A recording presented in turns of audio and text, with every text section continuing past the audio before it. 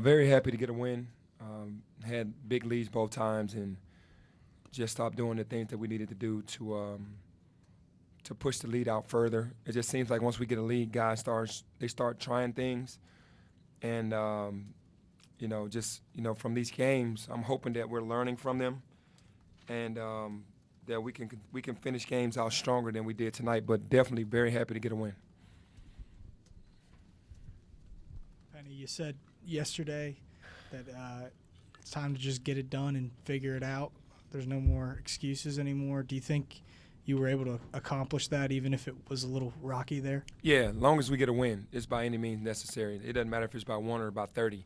I would have loved to have come out, had a 20, 25-point win and made a statement after losing 3 in a row, but just getting a win is statement enough. I mean, it's tough to win in this league.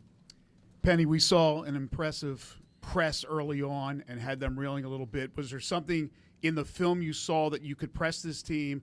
Also, is that something that you can use moving forward? And how tough is it with the numbers, the depth not there anymore? Yeah, it's something that I saw on film that we could rattle them, but it's the timing on the press. In the beginning, we did the press while we were putting pressure on the ball and speeding them up.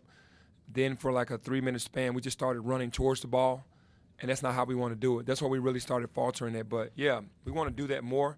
But it's almost like a press where they can't see you coming. You know, you pressure the ball, you run them up the sideline, then the guy comes from behind the play and traps, and everybody else is ready. If you just run at them like we did for about 3 minutes and they capitalized on us in that 3 minutes, then they're just going to throw the ball over our head and advance the ball and then have numbers on the offensive end in their favor. So, yeah, it's something that I want to continue to do, but with a young team, they kind of do it when they want to do it instead of how we were supposed to do it. Coach, in terms of your team's perimeter defense, you did a superb job tonight, forcing ECU to shoot 4 of 20 from the three-point line. Can you go into that and explain how your team is so good defensively on the perimeter? Well, I mean, we focus on it. We understand who the shooters are and who the drivers are. In one sense, that's why we guard the three-point line.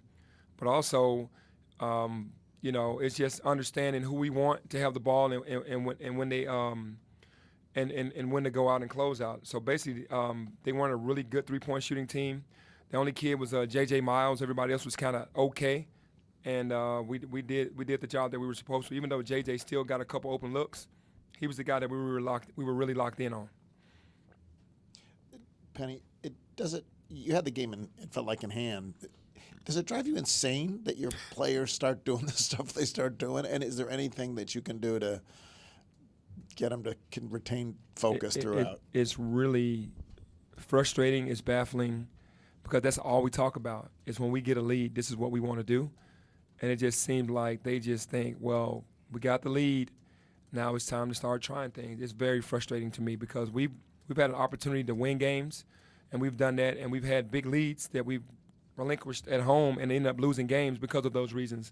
It just seems like they don't understand that to keep doing the same thing over and over again, it's like they have to do something different, and it's very frustrating.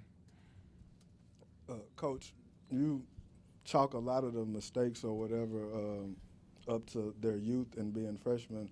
Precious was just in here and said that he doesn't think that's like a valid reason for a lot of the mistakes that they make. Have you seen a shift in his mindset, I guess, as far as that goes, owning up to more of the things that happen on the Yeah, court? well, we're all at that point right now. That's why it's so frustrating when it starts to go the other way. We know when we get a lead how we got it. We know that we have to start taking care of the ball and running sets and what we need to look for. And he's one of the main guys that's in the huddle saying the right things, like the coaches are saying, hey, we don't need that shot, we don't need that pass, let's just take the high percentage shot or make the pass go to the person that it's supposed to go to. It just seems like guys start looking for more. And Precious is one of the guys that's in the huddle that's definitely saying, let's just, get a stop and let's just play simple basketball. Penny. Kind of like you were saying, it seems like under 6 minutes left in the second half, you were watching the same movie over again. What was the difference? What was the difference in the final half here? The difference in the final half is if we made winning plays at the end like other teams have made on us, and we got stops, and then we scored. Other teams have done that to us. Cincinnati did that to us, and UConn did that to us. The difference was we made our shots and made winning plays on the defensive end. You're coming down the stretch here, and you're fighting to get that first round bye in the conference tournament. How much do you want the guys aware of that, cognizant of that, and how much do you want them to just put blinders on and do, focus on what's in front of them? I'd rather them focus on what's in front of them, but with social media, with understanding the standings and understanding how it goes, they're very aware.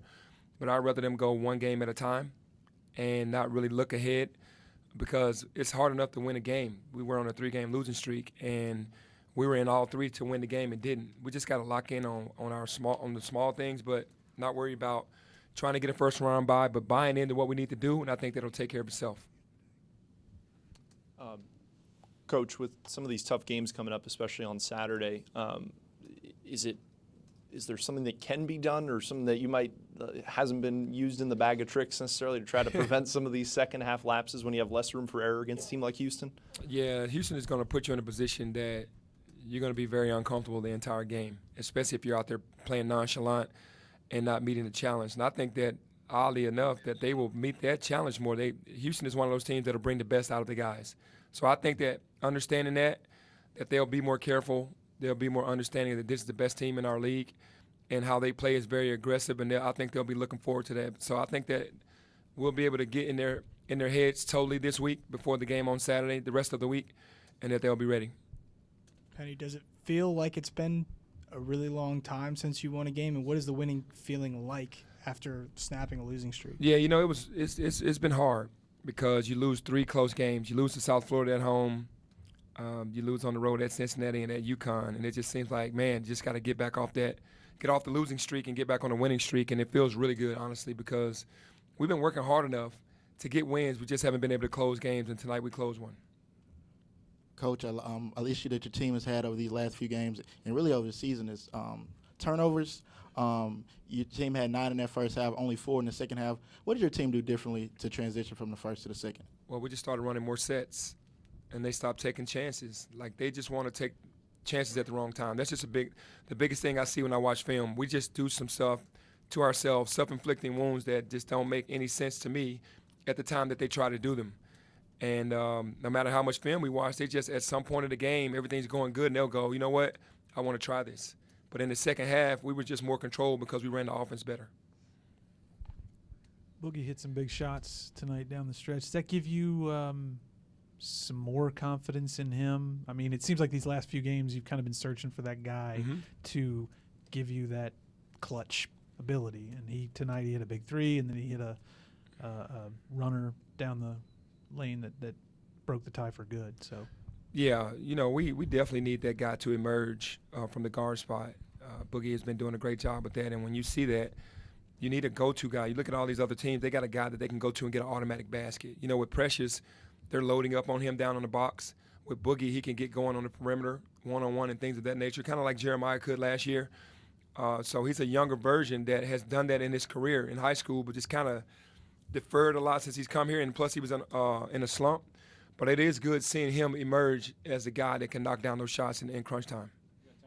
Yeah, Penny, have you received any type of progress report or update on DJ's status from your medical staff?